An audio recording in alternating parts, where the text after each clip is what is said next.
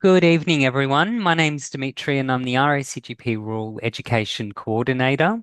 I'll be hosting tonight's webinar. Tonight's webinar will explore the benefits of long-acting reversible contraception, or LARC, including its effectiveness and suitability across life stages and address common barriers to their use in rural settings. Through two practical case studies, you'll gain insights into patient counselling, clinical decision-making, and management approaches. The session will also outline pathways for upskilling through the AUSLARC scholarship program, which offers fully funded and travel support to help rural and remote GPs access accredited LARC training. I'd like to begin by acknowledging the traditional owners of the lands on which we are all coming together from and the land on which this event is being broadcast, the lands of the Turrbal and Yagara peoples here in Brisbane.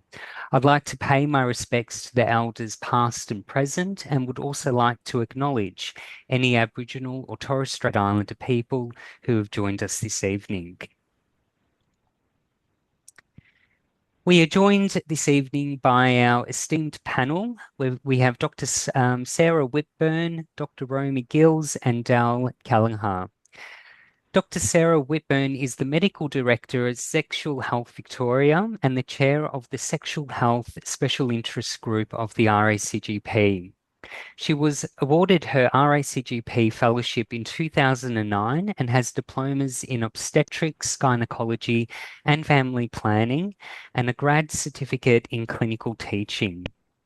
Sarah completed a 6-month academic GP registrar term and has worked in general practices and family planning clinics in the UK and Melbourne. She has specialised in sexual and reproductive health since 2008 and is interested in genital health, menopause, and long-acting contraceptive provision and training in general practice. Dr. Romy Gills is a GP, senior medical educator, and forensic medical officer based in West Gippsland, Victoria.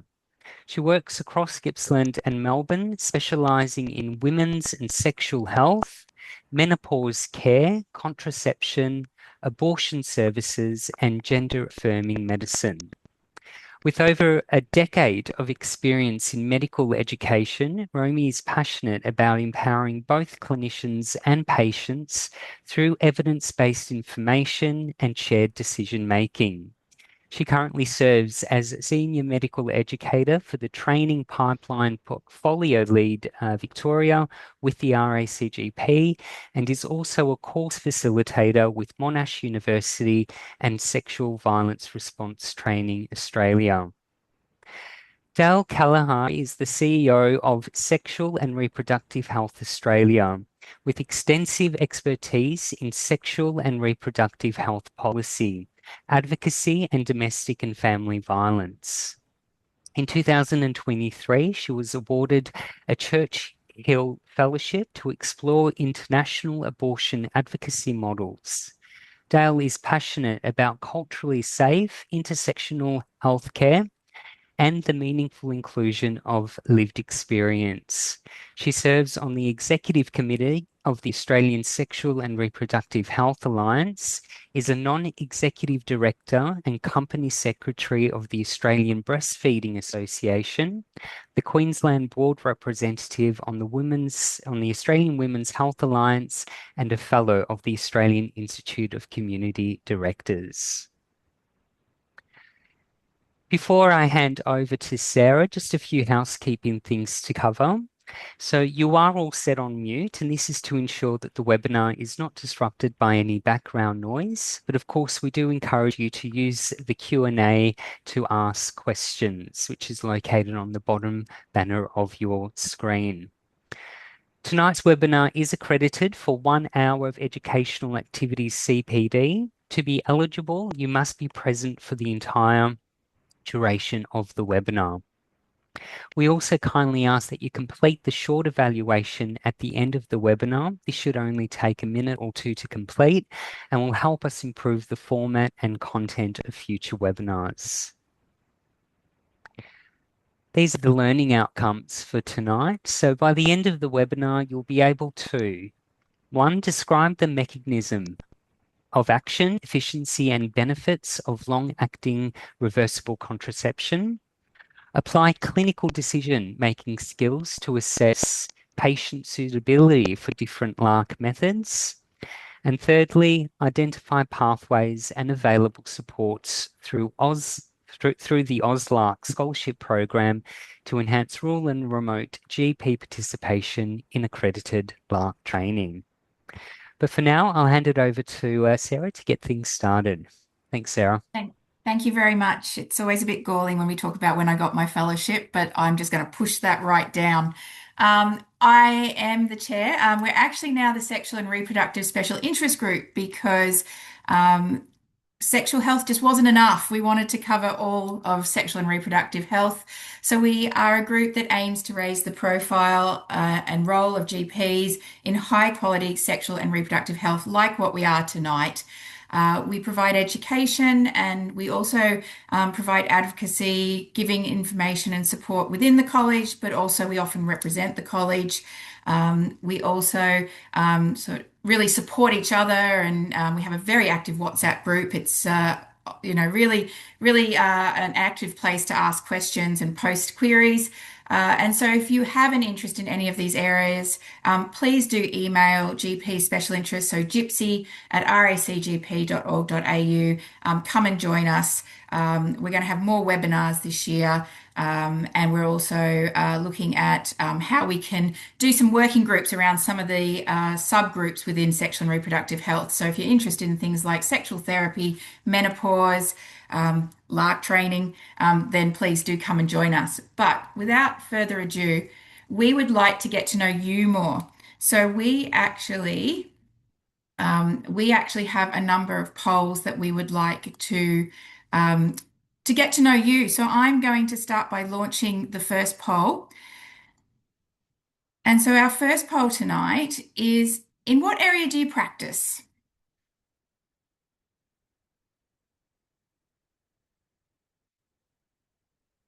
Fantastic. They're coming in thick and fast. We thought we'd start with an easy question. So we're doing well. We've got 2/3 at the moment.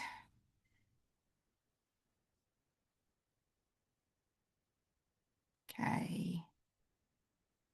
I'm going to hover over the mouse and 3, 2, 1. I'm going to end the poll there. I'm sorry for those of you who haven't decided on one, but I'll share it. So we've got a good range today.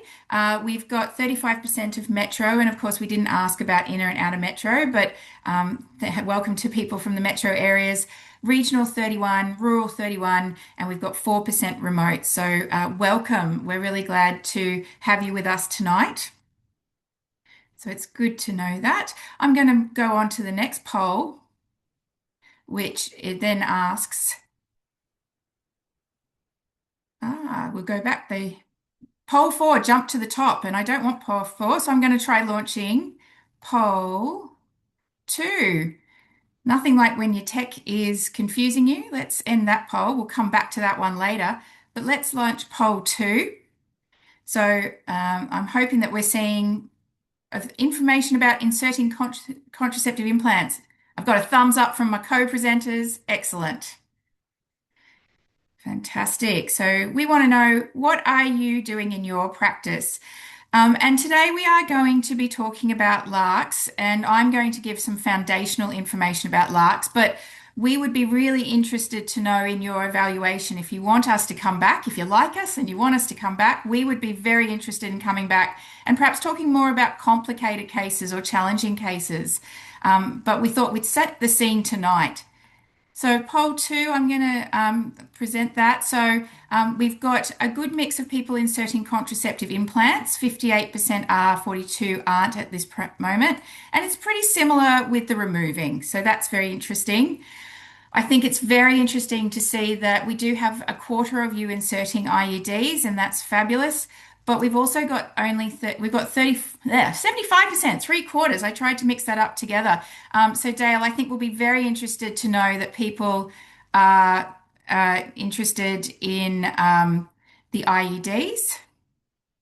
And the final one is, do you remove? And there it's almost 50-50 of people removing and replacing. And so that's really interesting as well. So thank you for that. Final poll. As I said, we really wanted to get to know you well. So we've asked lots of questions today. And so what we'd like to know is your experience. We've got implant there. I'd like you to read that as implant and IUDs. So it'd be very interested to know who have we got in the room tonight. We've got experienced people, people who are learning. So I'll give that a little bit longer. We're about 2/3.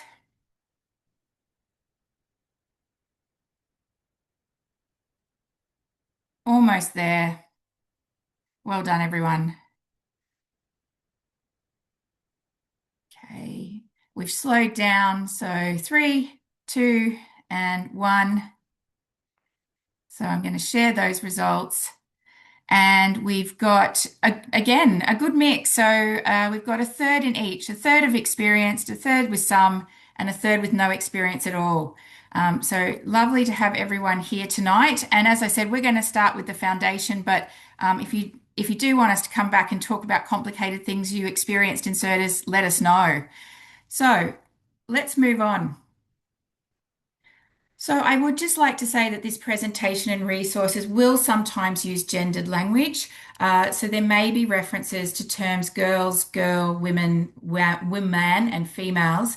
But information using this term may be relevant to people who have a uterus and ovaries, who can conceive, but who do not identify as a girl, woman, or female. If I'm using those terms, it may be that the source itself has used those terms, but just to say that this is useful for anyone who is interested in using long-acting reversible contraception. So why are we talking about it today?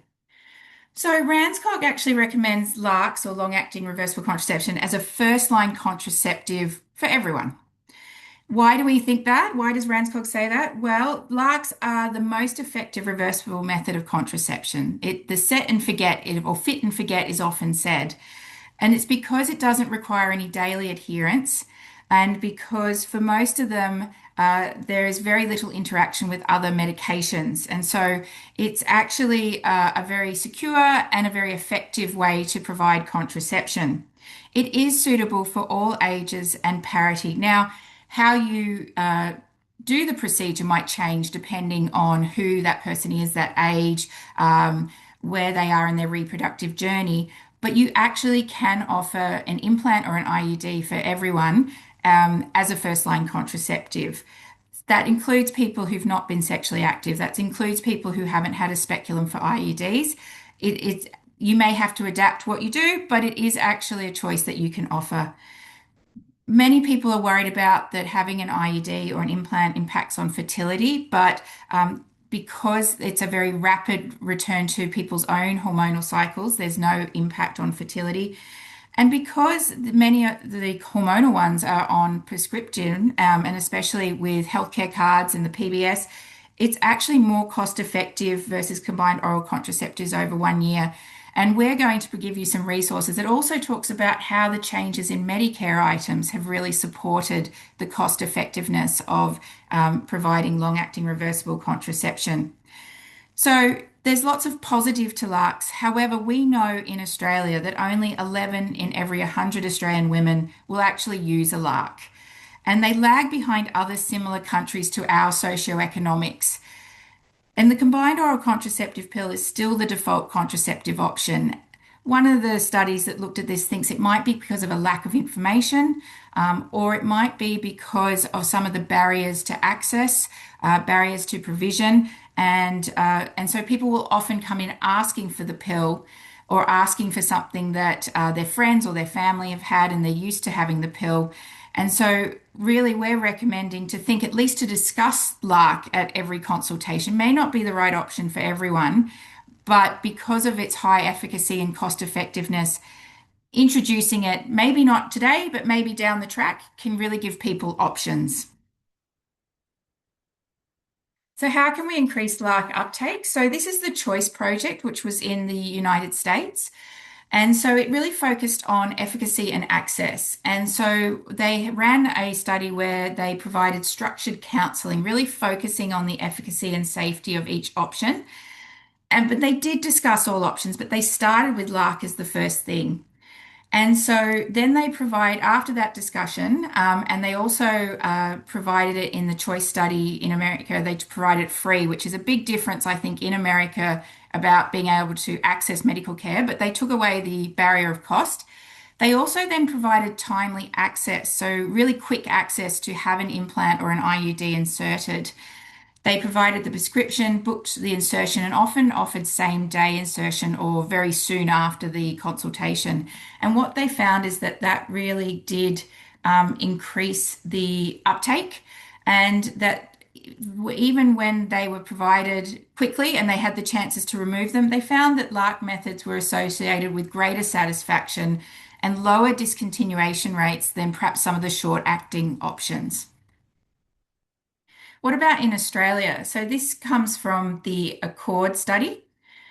And in the Accord study, they looked at a cluster of randomized, it was a cluster randomized controlled trial of 57 GP clinics in Metro Melbourne. And GPs were trained to provide that counselling, very similar to what was in the choice study. And they also had access to LARC rapid referral clinics. So that might not have been their clinic. They might have referred out to a clinic that was all set up, but it could be within their own clinic as well, which is why we're talking about LARC act training and increasing the availability of LARC tonight. They were the control group, the group they were compared to was GPs who still did the same counselling, still gave the same options, but didn't have that rapid access to insertion.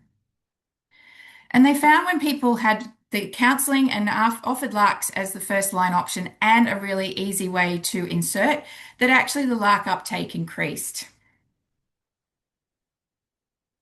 And so this combined contraceptive counselling and good access is one of the ways we can increase LARC uptake in primary care. So here are the LARCs. Here we've got a hormonal IUD intrauterine device. We've got a copper T there, a copper IUD, and we've got the contraceptive implant.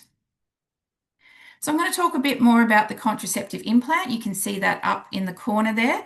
That is 4 centimeters long with 2 millimeters diameter. So it looks like a matchstick, feels like a matchstick. You can see that it is inserted in under the skin on the arm.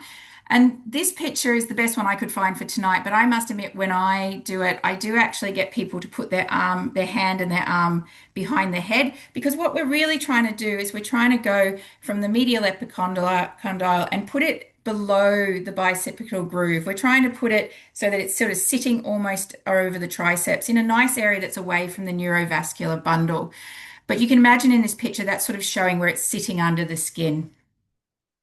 It's a progesterone-only contraception, and the progesterone is etonogestrel, and it's a subdermal implant, as I've said, and it's usually in the non-dominant upper arm.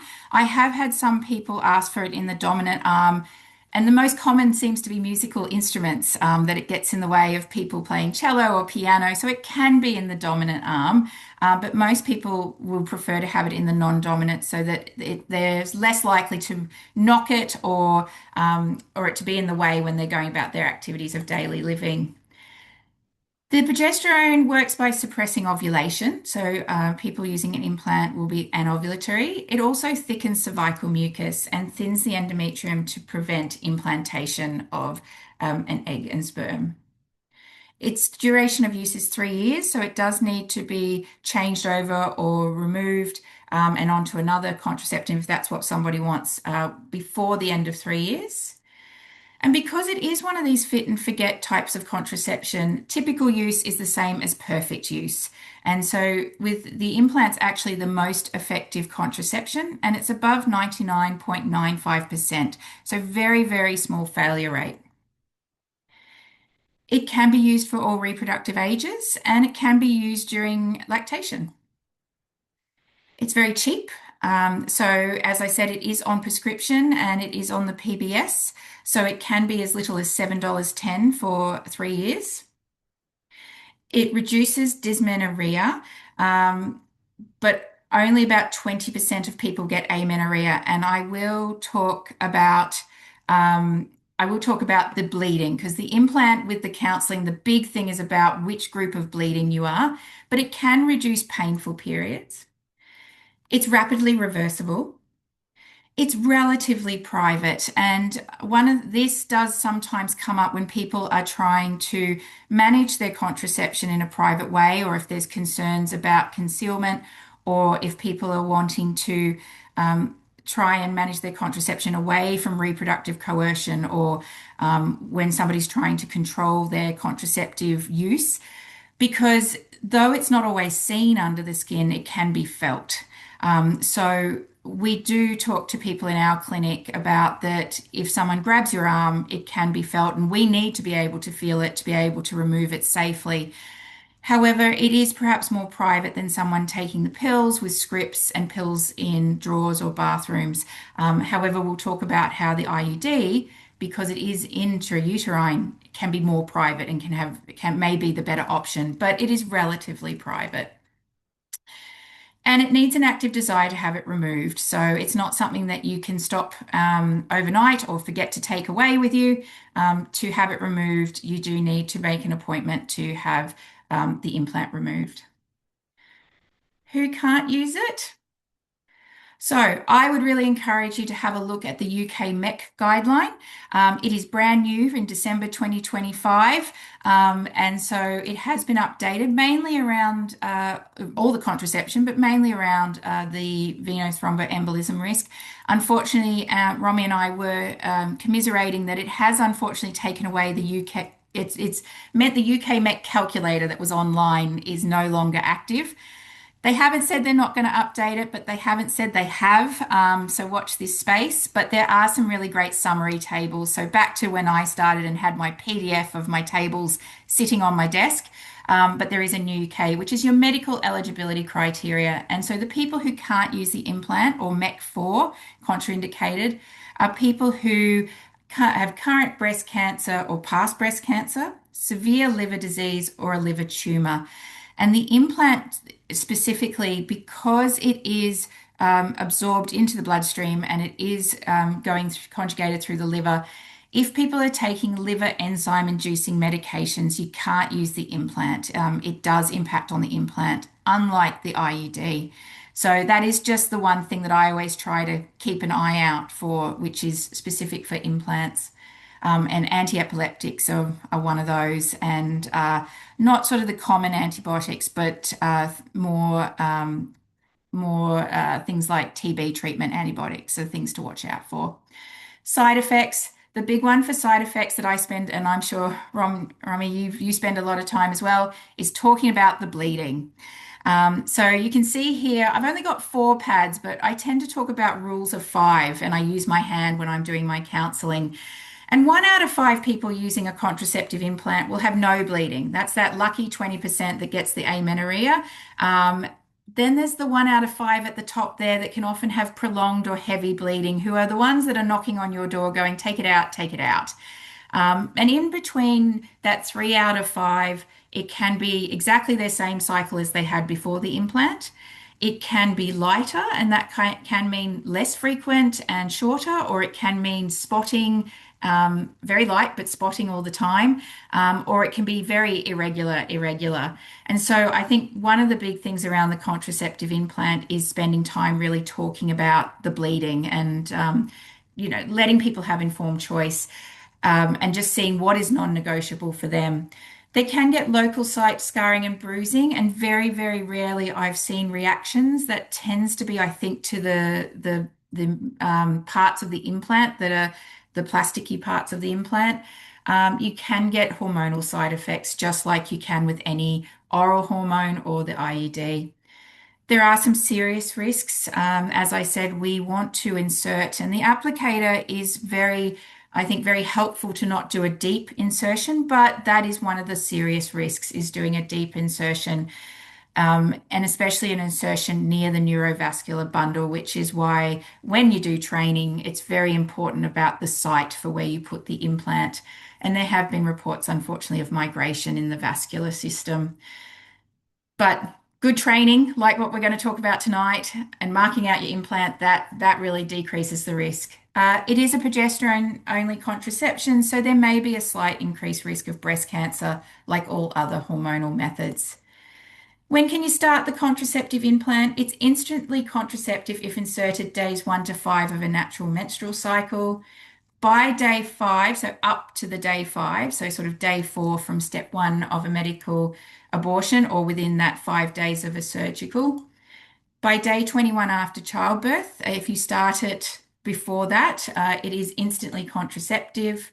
If you insert it before the end of the 3 years or for another implant, if a person has had 7 or more consecutive days of active combined pills or vaginal ring use, and that includes so the as long as you've had 7 active days of the Slinda drospiridone 4 milligrams, or if you're in date for the depot, it'll be instantly contraceptive. It can be quick started, so it can be started wanting to exclude pregnancy as much as possible, but it can be used if you are unable to exclude pregnancy. But it's very important that people use precautions for 7 days and take a follow-up pregnancy test. We set ours for 4 weeks. It's really about that 21 days of a urine pregnancy test being positive, but we send our reminders to give people 4 weeks to do a pregnancy test. And at all other times, if you're inserting it and you've excluded pregnancy, 7 days of alternate protection before it starts working. Oh, there we go. We're going to move on to IUDs. The heading has disappeared, but this is definitely IUDs, an intrauterine device. As you can see, there's a hormonal one sitting in the uterus up there. And there are multiple types of IUDs. There are the 2 hormonal IUDs, the 52 milligrams 8 year. And we'll talk a bit about when it's not 8 years, but most of the time it's 8 years. 19 milligrams, which is 5 years. Coppers can be anywhere between 5 or 10 years in that T shape. And then you've got a curve shape down the bottom, which is a 5 year copper. They're highly effective, anywhere between 99.5 to 99.9, depending on the type. And actually, about 85% will continue for at least 1 year. As I've said, there's coppers. I'm going to stick to the 52 milligram levonorgestrel and 19.5 milligram levonorgestrel, but the brand names are there if you need to know them. And talking about the differences between hormonal and copper. So hormonal are on the PBS, so they are much cheaper than the copper. Depends a little bit on your chemist, how much they cost. But usually the 52 can be around about sort of 42, 45, depending on where you are. And the 19 milligrams anywhere between, depends where you get it from, 38 to 42. But of course, it really depends on the chemist. But there is a healthcare card. Discount for this one as well. So again, 7.10. Coppers do need to be bought as a device, which is something that anytime I get anywhere near a politician, I do talk about. However, they do need to be bought from a company. Chemists and pharmacists can help you. They do need to have an account with the people who provide copper IUDs, and it can be anywhere between 100 and I've seen up to 165 for copper IUDs. So that can be a challenge to access.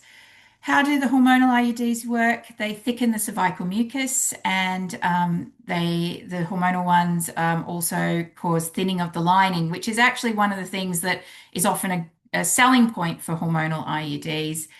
There's variable inhibition of ovulation. For the 52 milligram, often it is reported at around about 40 to 50% people are anovulatory, and it's less for the 19 milligram. The copper works by being toxic to sperm. I always wonder who did that research, but we know that it is spermaticidal. And we know that it actually thickens the lining and makes the lining not to be suitable for implantation for an egg and sperm.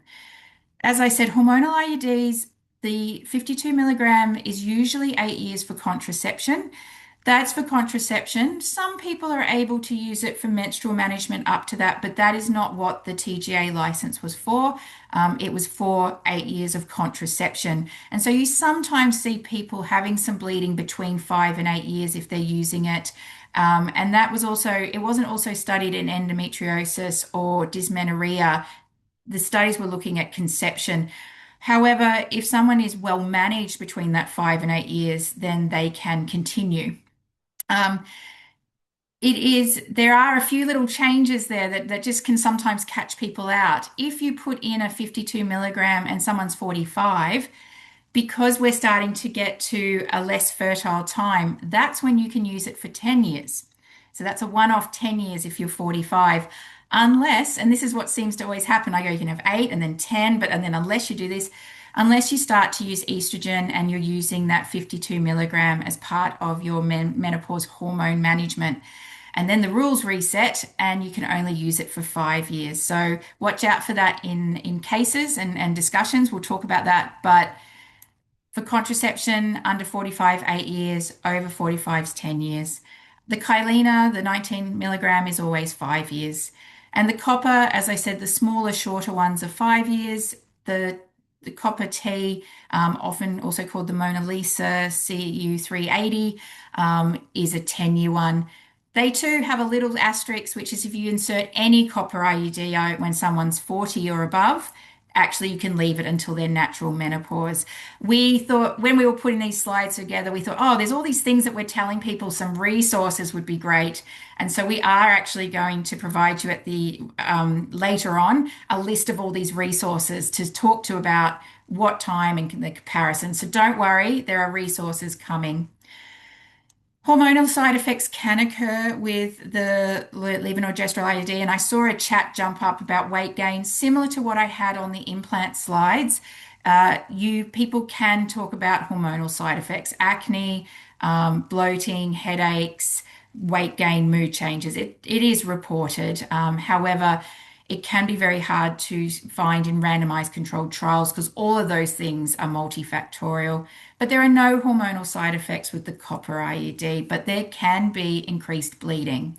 We say there's about 50% increased bleeding because of the thickening of the lining. As I said, the levonorgestrel can be used, the 52 can be used for endometrial protection and treats heavy menstrual bleeding and can be used in endometriosis. But the copper can be used as is the most effective emergency contraception and can be used 5 days after unprotected sex or 5 days around ovulation. If you can time ovulation and if they haven't actually had multiple episodes in a cycle. So I must say that you can plot that out and there is good information in the emergency contraception resources. Most of the times we're looking at has it been within 5 years of 5 years, too many 5 years, 5 days of the unprotected sex. But what about the two hormonal IUDs? I've just told you all about hormonal and copper. So here you've got a comparison from where I work, Sexual Health Victoria, between the two different hormonal IUDs. As you can see, price is different between them if somebody's having to pay privately. The 52 does have more indications. The 19.5 milligrams, very good for contraception. It is actually also smaller, and there are reports that it may actually be easier and less painful to insert. But the levels of pain for both IUDs really depend a lot on the person, a lot on the sort of trauma-informed practice you might have, and the types of medications you can give. And I'm going to leave pain discussions for a bit later today because we're going to talk about that in a case. But you can find that if you can't put a 52 milligram levonorgestrel IUD in, you often can find that you can put in a 19.5. So it's a good thing to have both around. So many people ask me about bleeding and what's the difference between the two from sort of the user experience. So the 52 milligram, there is more amenorrhea, about 30 to 40% at 5 years, while for the 19.5, you're really looking at about 23%. And I tend to counsel people that they'll certainly have a lighter cycle, but they may not have no cycle. And you find that the levels of irregular bleeding are probably about the same between them. It's really just around that sort of amenorrhea where there's a difference between the two different types. So who can't use them? Again, go back to UK MEC. For both the copper and the hormonal, known or suspected pregnancy. Infection. So MEC3 is where the risk outweighs the benefit. And so we do recommend thinking about screening before putting IUDs, especially taking a risk and screening based on risk. And certainly if there's any symptoms, waiting for those results to get back. However, you can test on the day for someone asymptomatic if you've got good recall and you're able to get them back to get treated. Unexplained vaginal bleeding is really a stop and investigate. Why is this person bleeding before you're about to insert an IUD into the uterus? What is happening? Are there fibroids? Is there something with the endometrium? Because you're also going to be very likely causing irregular bleeding for at least a short amount of time afterwards. So if there is unexplained vaginal bleeding, having that thoroughly investigated before you put IUDs in. That is also a reason to look for significant distortion of a uterine cavity because not fibroids that aren't distorting the cavity, but if they are distorting the cavity or there's an anatomical variation, it's challenging to put an IUD in, often would actually need a referral to a specialist, to a gynecologist for insertion. For the levonorgestrone only, one of the MEC4s is current breast cancer, and again, severe liver disease or liver tumors. So there's those fibroids impacting, and if that was the report on the ultrasound, I wouldn't be putting the IUD in. What are some of the general risks? When we're doing this, it can be uncomfortable, but also we are manipulating the cervix, and so fainting and vasovagals is not uncommon. There is pain during and post insertion. The majority of people, both nullips and multips, will often rate over average. This is average, about 6 out of 10 for the most painful part of the insertion. And we will be talking about ways to try and decrease that and support people. Irregular bleeding for both devices, as I've said, and one of the general risks, and I'll get on to serious risks, but one of the general risks is expulsion or malposition. And that risk is about 1 in 20 in the first 3 months. Certainly doesn't cause any damage to the uterus, but can be very uncomfortable, painful, and is no longer contraceptive if it's been partially exposed, and especially if it's been completely exposed. The serious risk for IUDs, the one I think everyone thinks about is perforation. That is 1 in 500 for every insertion. It is higher for people who are postpartum and breastfeeding, where it becomes 1 in 100. Of course, we are doing things where we're putting instruments into the uterus, and so pelvic inflammatory disease is a risk. It isn't perfect. It's pretty good, but it isn't perfect. And there's contraception failure for less than 1%. And within those pregnancies, there is a higher risk of ectopics. So having a pregnancy with an IUD in is a risk factor for ectopics. Starting an IUD, a copper IUD is instantly contraceptive after insertion. Postpartum, it can be inserted within the 0 to 48 hours, or you do need to wait until at least 4 weeks postpartum.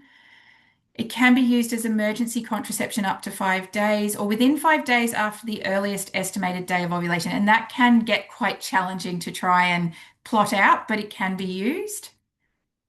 A hormonal IUD is instantly contraceptive if inserted postpartum 0 to 48 hours, days 1 to 5 of a natural menstrual cycle. By day 5, up to day 5 of post-medical abortion. The reason I've got a little star there is you can insert it as soon as the bleeding has settled, but most people find the bleeding doesn't settle for 2 weeks. And so we find that most of our IUDs post-medical abortion, we're inserting at about 3 weeks. If you're swapping them over before they're due, again, if the person's had 7 or more consecutive days of combined pills, or if the depot is in date, and at all other times for a hormonal IUD, you need to use precautions for 7 days. And over to you, Romy. Thank you. I was doing my best to get through all the questions, but it was quite challenging to be doing chat and Q&A at the same time. So you might want to have a quick look and catch up with some of those ones that Absolutely. I've I'll take over the answers. not Thank you so quite much. got to. I was like, my head was spinning. All right, I am just going to tweak some little bits in the interest of time, and then we will get to this. All right, excellent. Okay, so you should be seeing my slides. And I'm going to move this out of the way and go through. All right, so. All right, we are going to talk about a case just to help us. I always think it's useful when we talk about when we're learning new things or talking about additional knowledge to base that on an actual person, because it makes us usually as doctors able to really identify and think about people in our minds that were in front of us and hopefully solidify that knowledge that you're going to learn. So we are going to use a case based on a patient called Sarita. So Sarita has come to you to discuss an IUD for contraception. She has currently been experiencing and has been experiencing for quite some time, so some heavy menstrual bleeding. She's always had those heavy cycles and her ferritin has been chronically low. She has a BMI of 30 and she currently vapes. Her past medical history, she has iron deficiency without anemia. She has anxiety and depression, controlled well with medication, and she's previously had a tonsillectomy. She takes escitalopram, Lexapro, 20 milligrams daily for her anxiety and depression and has been on that dose for some time. She uses Ferrograd C once daily and she has no known drug allergies.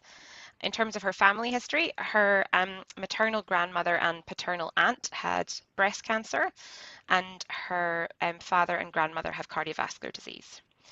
She has never been pregnant and has never had delivered a baby. She has regular cycles, as we've mentioned, but these are heavy and painful. And she had a scan about 6 months ago of her pelvis as part of investigations for this, which showed no abnormality. She is currently sexually active with a long-term partner, and again, investigations into her bleeding had some recent STI screening, all of which was negative. I know that was lots of information, but stick with me. So try to remember some of those things as we move on to the next page, thinking about what you may or not be considering for those of you that are inserting IUDs. Where are you going with this case so far? So first of all, do you have any concerns about proceeding with an IUD? Also, I would love people in the chat to maybe talk about how you might decide whether or not you're concerned.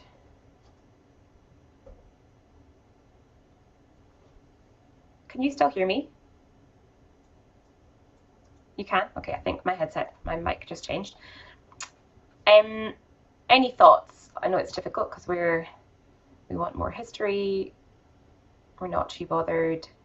Discuss side effects. Ask specifically about migraines. Okay, good. So we're thinking about the appropriate things.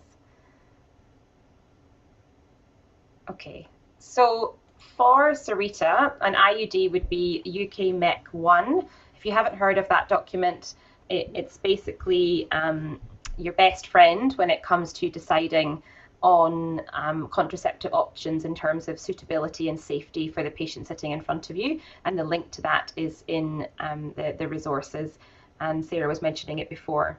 So despite the other aspects of her history, actually IUDs, both copper and the LNG, the hormonal IUDs, would be absolutely fine for Sarita.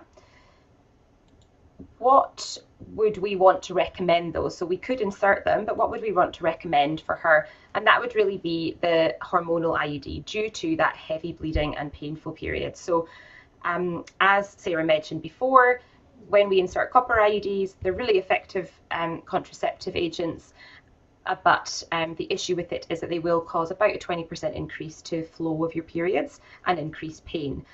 And so we want to try to avoid doing that in patients who already have that ongoing and are symptomatic of that.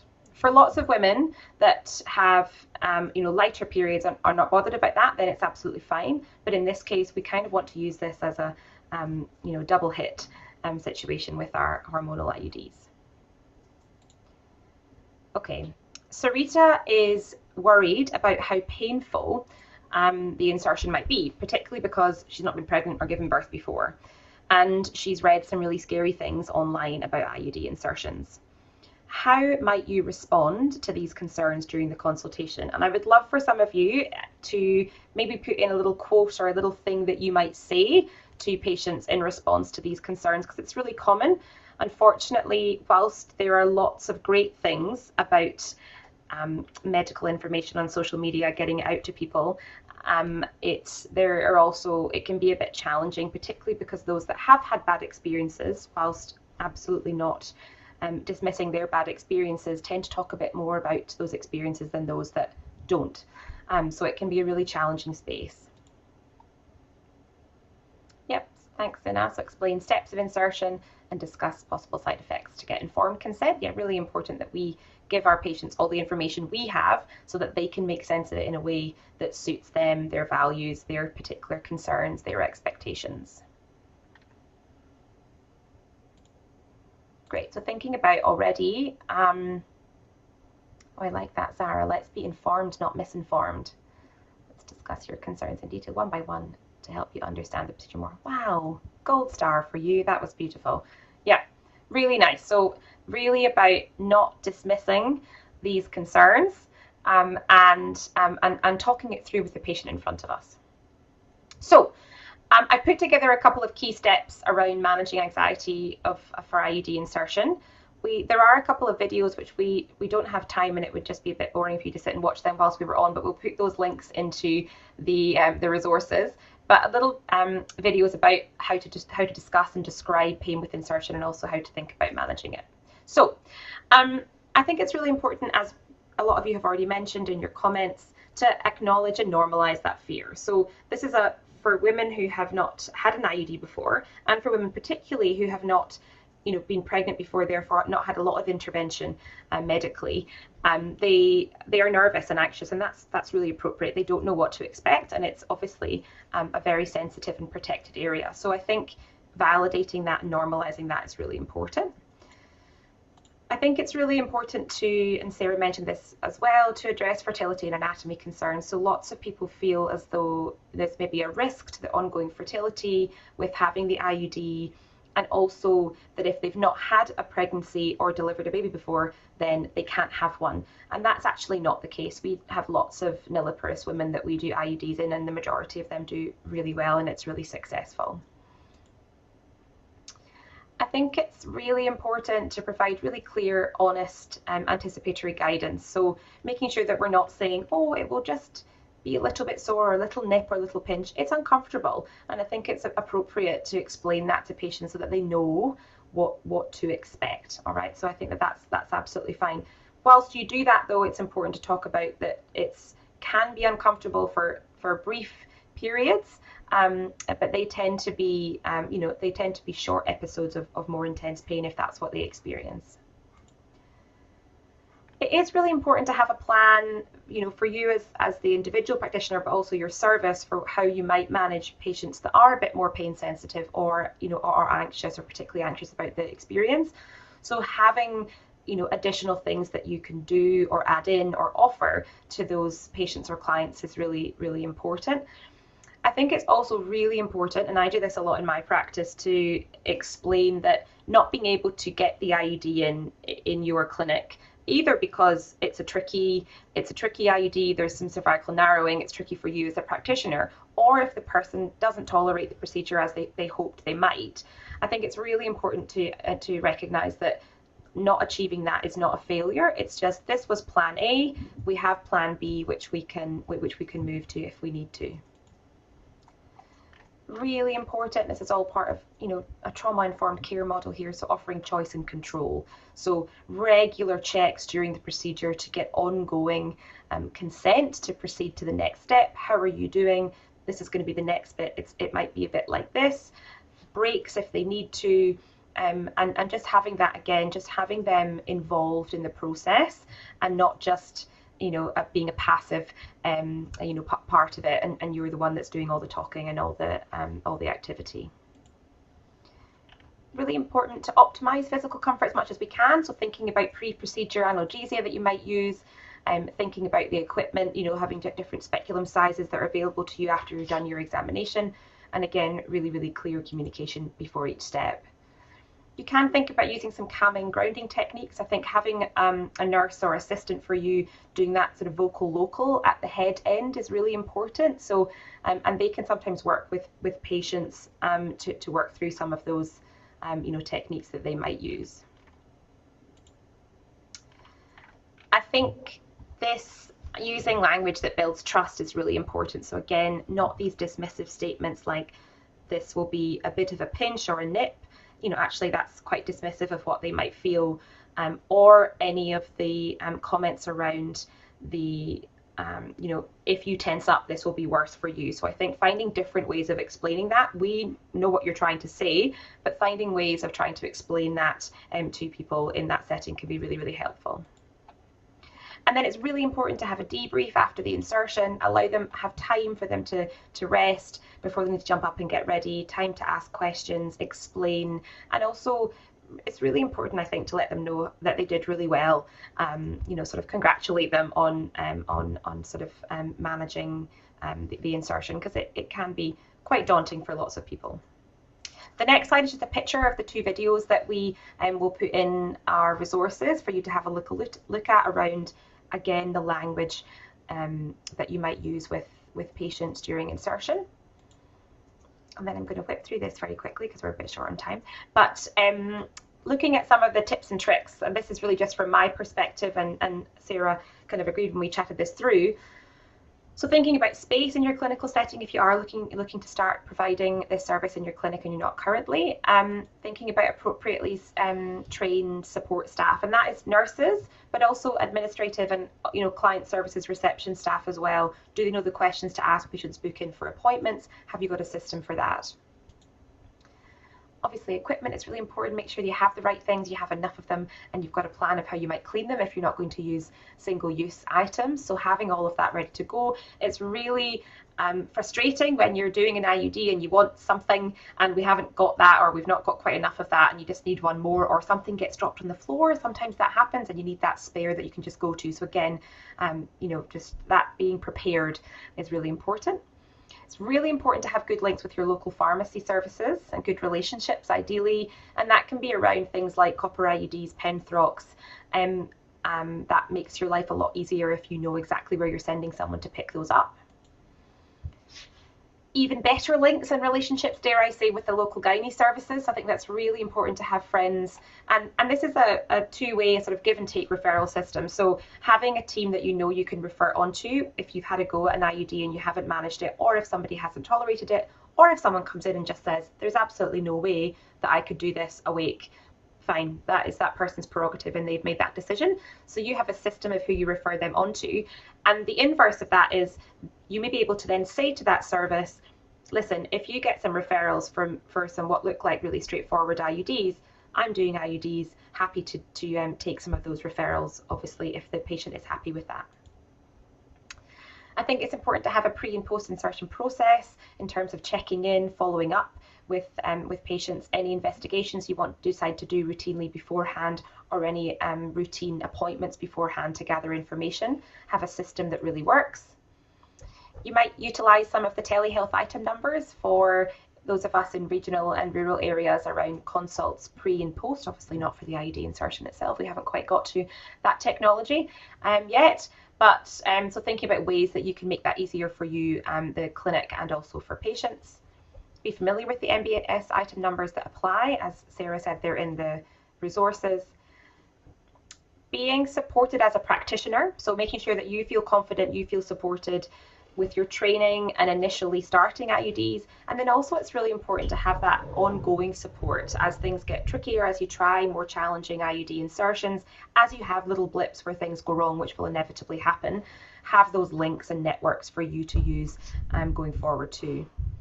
And then I think in general practice, what's really great about IUD insertion is that you get to have a little bit of a patient selection option. So if you're just starting to do IUDs, get together a few of your patients that you know really well. Ideally, get together some patients that you reckon probably will be quite straightforward with an IUD insertion, and start with those before you try and tackle any trickier ones. And just be really confident to know your limits and know when to say, this is not for me, I'm going to refer on. So I think that was just my little few tips and tricks that you might choose to use if you are thinking about setting up a service or starting to do IUDs. I'll catch my breath and hand over to Dale.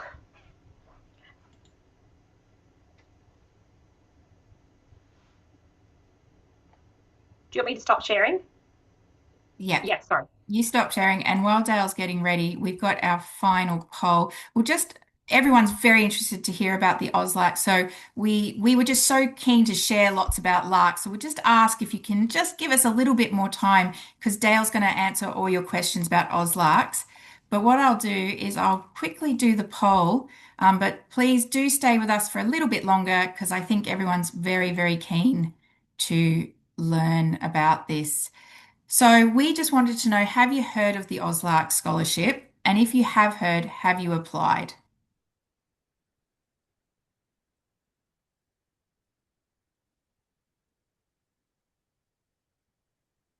Excellent. We're over 50%. I'll give it just a little bit longer.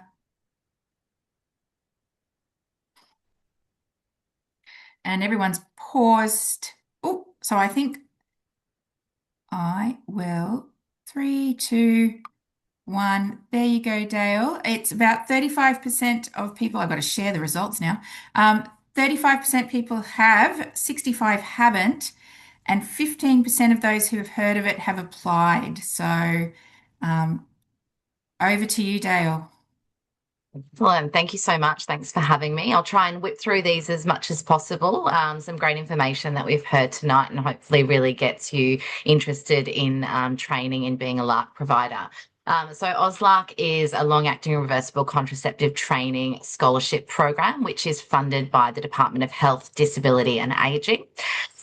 A little bit about who Sexual and Reproductive Health Australia is. So we used to be called Family Planning Alliance Australia. You might be familiar with that name. We rebranded about 6 to 8 months ago, and we advocate essentially for sexual and reproductive health rights and access for all Australians. We are the alliance of all of the key sexual and reproductive health organisations in each Australian state and territory, and the peak body in terms of national policy and advocacy. And we're the Australian Member Association for the International Planned Parenthood Federation. So we've got those global links as well. So hopefully, wherever you are in Australia, you are familiar with one of the organisations that are up on the screen now, because that is who the organisations that actually deliver this training. And this is part of the core work that they do. But this particular scholarship program is a really unique opportunity to access that training under a scholarship, and also access travel and accommodation for rural and regional folk to be able to come into metro centres to receive that training as well. So basically, it's a 2.5-year nationally funded project. It is led by SRHA and partnered with the RACGP, being delivered in collaboration with all of the 8 states and territory sexual and reproductive health services. The project finishes in June 2027. So obviously, with the project, we had a bit of a project planning phase. We launched our portal, our online portal, where we collect scholarship applications, and we will have the link to that. We launched that on the 1st of September, and essentially we have allocated equitable amounts of scholarships across all of the 8 states and territories, so that we can make sure that each of the states and territories have numbers of scholarships for IUDs and contraceptive implants based on their population. And we've also made sure that we try to allocate at least 50% of those to be rural and regional trainees. So, as I said, the project is fully funded places to undertake long-acting reversible contraception, specifically Implanon and IUDs, all to health professionals across Australia. And the aim is really reducing those financial barriers to undertake training, and specifically targeting regional and rural areas. So eligible health professionals include general practitioners, including those in training, nurse practitioners, registered nurses, midwives, and Aboriginal and Torres Strait Islander health practitioners. So with those, all of those health practitioners, it's if LARC insertion is within their scope of practice, then they're eligible to put themselves forward for a scholarship. Registrations, as I said, are open via the website, so srha.org.au/AUSLARC. And at the moment, as I said, we've been open with that registration since the 1st of September. So the key aims is that we have 50% of people who do the LARC be from rural and regional areas, guided by the Monash modified model, and eligible participants who need to travel over 100 kilometres to attend the training will be eligible for travel reimbursements. So that could be fuel reimbursements, flights, accommodation, meal, all sorts of things. So we're really trying to bring people into metro centres to complete that training, but then we also do have outreach options that are delivered by the states and territories that are able to actually do outreach into rural and regional areas. At the moment, those options are currently being explored, and we have the centralised portal for all of the scholarship applications, and also for people who are eligible for reimbursements to sort of streamline that process. The different types of training offered is different, in each state and territory as for numbers, but also how they deliver the different theory and clinical attachment aspects of their training. And so some people will offer online and in-person theory-based education, online simulated practice, and supervised clinical placements at our sexual and reproductive health clinics, and mobile outreach clinics in regional, rural and remote locations. Some of those will be our own clinics in those locations, and some of them will be partnering with clinics in those locations to be able to deliver that training, as long as we've got enough numbers and we have, a reasonable amount of people willing to be patients during that clinical attachment time. So since we launched our scholarships in September, the training places for IUDs have reached full capacity. We do still have, I think, the scholarship portal open for people in Western Australia to be able to go through the application for IUD training. Obviously, that's really encouraging and shows that there's a real need for these scholarships, but it really highlights that there wasn't enough scholarships for the people that are really interested in doing this. And there are ongoing financial and geographic barriers to accessing these trainings. So we've really been advocating for continued investment in this space and expanding some of those training opportunities to make sure that we can continue to deliver as much as possible. We do have Implanon training still available for people to go through those scholarship portals. We're also looking at, as I said, outreach models and collaboration to really increase that national reach and sustainability for this project post 2027. So you'll see if you do look at the website page, you'll actually see what's open and what's closed for which states and territories. So you can look at which particular type of training you would be looking to do and whether you can still submit your information to be assessed through that portal. And essentially, where you put in all of the information that's relevant, that goes through a scoring process with the portal, and then that information goes out to those 8 states and territories, and their clinical educators and medical educators look at the information that has been inputted into that. They prioritise differently depending on what their state and territory is trying to achieve, and the 50% of rural and regional. And they also look at the people who are most suitable for LARC in training, whether that be due to their practice, the support that they have around them, their prior experience. And we also are really looking at how we can make sure that people are really confident that continuing to provide LARC in their community is something that they're going to be able to do after they've been trained. We have an evaluation for this project, which we think is a really important part of it, especially because of the huge demand that we see, and with the knowledge that even with this scholarship program, it doesn't actually address all of the gaps and barriers that people experience when it comes to LARC training. And so we've got a team at Sexual and Reproductive Health Australia, Sexual Health Victoria, and Family Planning Australia working together on an evaluation which will really look at the acceptability, adoption, appropriateness, feasibility, fidelity, cost, penetration, and the sustainability of this AUSLARC project. And we're really hoping that some of the outcomes from that evaluation will be able to lead into further investment, policy changes, and other ways to really be able to show what's needed in this space to actually increase LARC uptake in Australia, which ultimately is the government's aim here, is to have, that 11 out of 100 that Sarah was talking about of people using LARC in Australia, to increase that number to be more in line with OECD nations that are hitting, 30 to 40%. So that's my very quick run through of the scholarships, and I know people will be really interested in what scholarships might look like. We've got a QR code, we've got an email address that goes to our project officer, and we do try and answer all of those questions. As you can imagine, we've got a lot of people who are really keen to do these scholarships, and unfortunately we just don't have enough in that IUD space. We are advocating for more, so who knows what will happen there.